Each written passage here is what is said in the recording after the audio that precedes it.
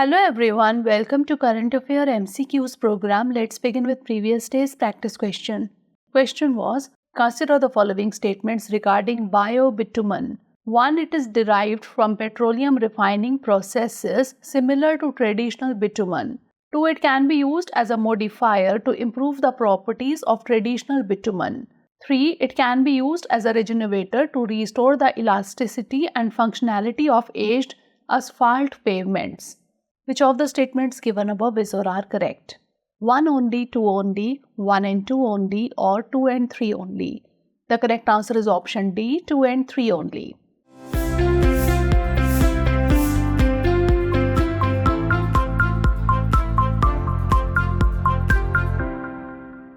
Bio-bitumen is derived from renewable sources like vegetable oils, crop stubble, algae, lignin, and animal manure. Bio-bitumen serves as a bio-based binder.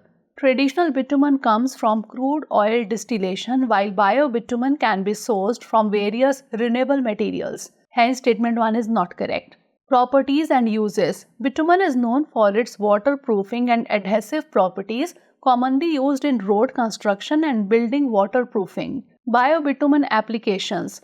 Petroleum bitumen can be replaced with bio-binder in asphalt. Modifier to improve the properties of traditional bitumen with biomaterials. Hence, statement 2 is correct. Restoring aged asphalt pavements, elasticity and functionality. Hence, statement 3 is correct. Hence, option D is the correct answer.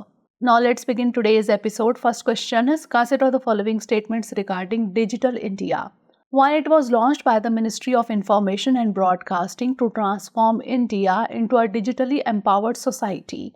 2. Broadband highways and universal access to mobile connectivity are among the 11 pillars of Digital India. Which of the statements given above is or are correct? 1 only, 2 only, both 1 and 2, or neither 1 nor 2? The correct answer is option D, neither 1 nor 2. That is, both the statements are incorrect. Digital India was launched by the Ministry of Electronics and Information Technology with the vision to transform India into a digitally empowered society and knowledge-based economy. Hence, statement 1 is not correct. Digital India has 9 pillars. It includes broadband highways, universal access to mobile connectivity, public internet access, e-governance, e-kranti, information for all, electronics manufacturing, IT for jobs, and the early harvest program. Hence, statement 2 is not correct. Hence, option D is the correct answer. Next question, consider the following statements about windfall tax. Statement 1, it is imposed on entities that have made huge profits due to external factors. Statement 2, if a company earns profits due to a planned strategy, then no windfall tax can be levied. Which one of the following is correct in respect of the above statements? Both statements are correct and statement 2 is the correct explanation for statement 1.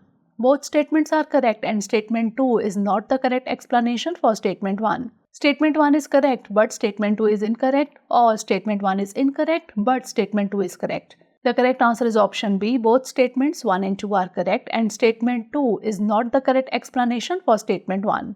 Windfall tax is a one-time tax that is imposed on entities that have made huge profits due to external factors. Hence, statement 1 is correct. However, it must be noted that the government can only levy the windfall tax if a company experiences a sudden surge in profits due to external factors. If a company earns profits due to a planned strategy, then no windfall tax can be levied. Hence, statement 2 is correct. Both statements 1 and 2 are correct and statement 2 is not the correct explanation for statement 1. Hence, option B is the correct answer. Next question, what is the primary purpose of the Codex Alimentarius? To regulate international trade tariffs on food products, to establish international food safety and quality standards, to create dietary guidelines for different age groups, or to promote the use of genetically modified organisms in agriculture. The correct answer is option B, to establish international food safety and quality standards. The Codex Alimentarius is a collection of internationally adopted food standards. It outlines international food standards, guidelines, and codes of practice that contribute to the safety, quality, and fairness of this international food trade. It includes standards for all the principal foods, whether processed, semi-processed or raw, for distribution to the consumer. Hence, option B is the correct answer. Next question, the Macaulay's Minutes and Wood's Dispatch are associated with which of the following? Industrial development, agricultural reforms, education reforms or judicial reforms? The correct answer is option C, education reforms. Macaulay's Minute of 1835 recommended making English the medium of instruction in Indian education. It argued that English was the language of the ruling class, key to modern knowledge, and would spark a renaissance in India. Wood's Dispatch of 1854 was a comprehensive plan for expanding education in India that established several important policies. Both are linked to reforms in the field of education. Hence, option C is the correct answer. Next question, consider the following statements related to Abhay Mudra commonly associated with Buddhism. 1. It depicts the gesture of fearlessness. 2. It is also found in the iconography of Christianity and Jainism. Which of the above statements is or are correct? Only 1, only 2, both 1 and 2, or neither 1 nor 2. The correct answer is option C, both 1 and 2. Abhay Mudra is a hand gesture commonly depicted in Buddhist and Hindu iconography, representing the gesture of fearlessness. Hence, statement 1 is correct. It is typically formed with the palm of the right hand facing outward at shoulder height with the fingers pointing upwards. It is associated with the Lord Buddha immediately after he attained enlightenment, portraying a sense of the security, serenity and compassion that derive from enlightenment.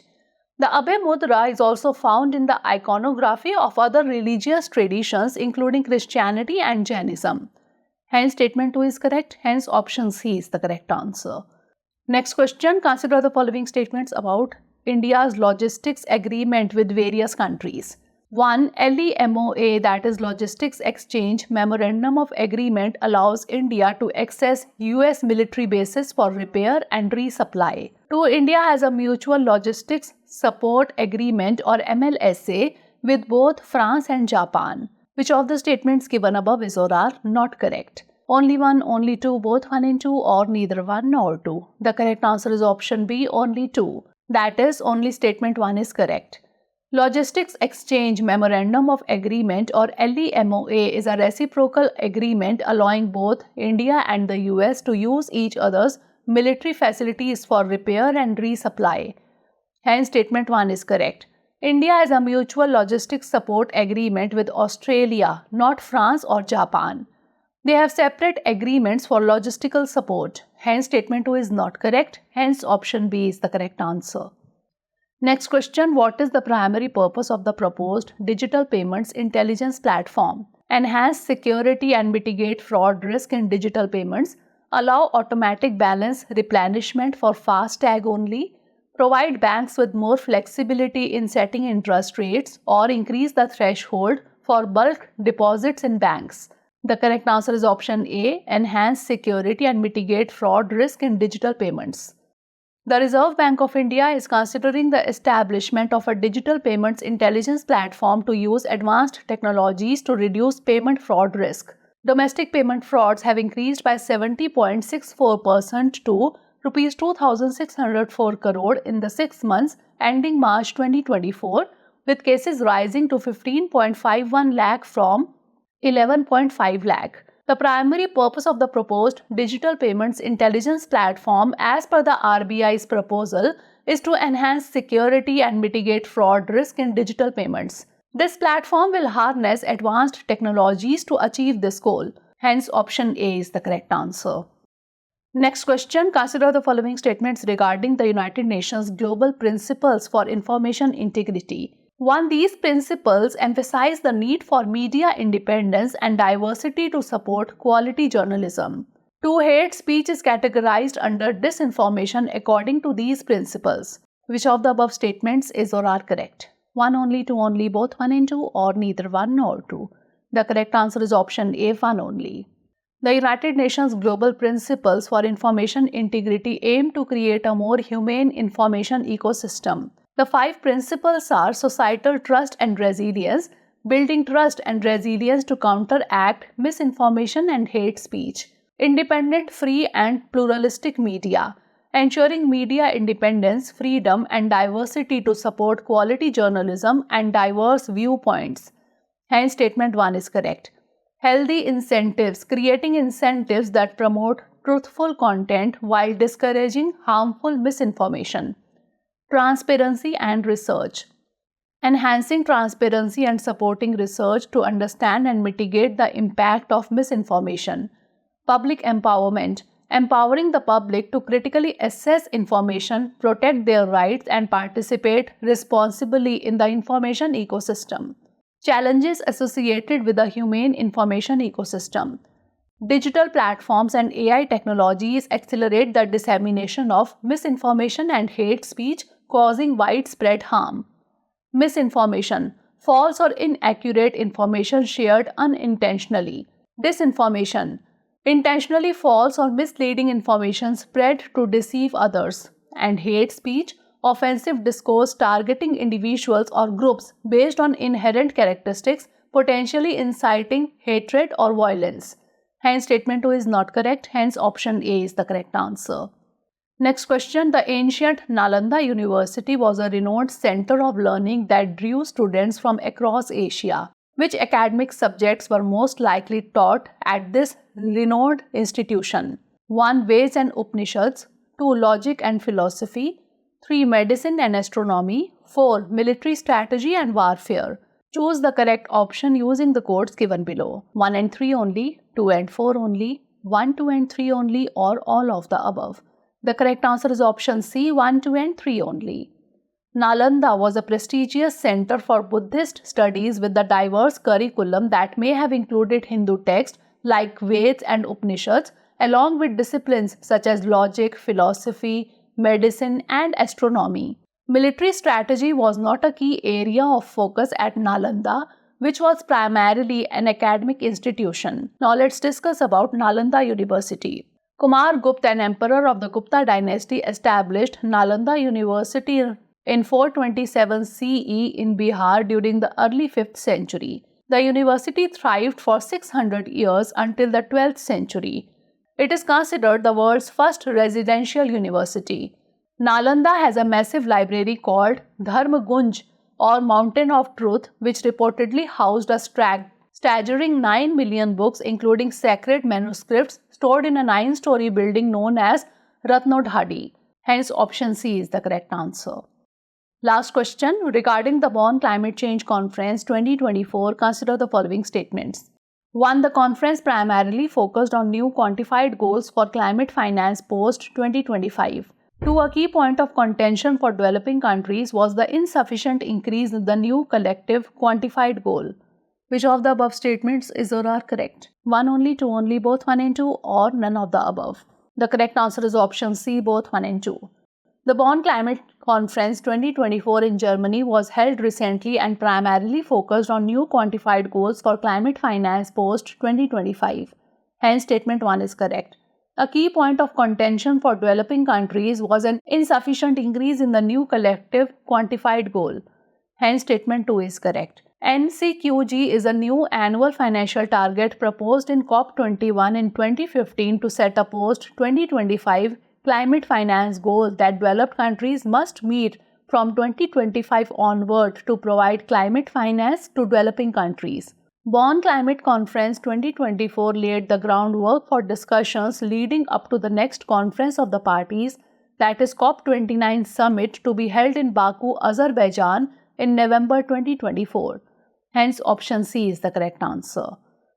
Now moving on to practice question. Regarding the Post Office Act 2023, consider the following statements. 1. The Act removes the central government's exclusive right to deliver letters and regulates private courier services. 2. The Post Office and its officers are fully liable for loss, misdelivery, delay, or damage during the course of providing services. Which of the statements given above is or are correct? 1 only, 2 only, both 1 and 2, or neither 1 nor 2? Send the answer of this question in the comment section. Stay tuned for the next episode. Thanks for watching. For more informative content, like, share and subscribe. And do not forget to press the bell icon to get the notifications.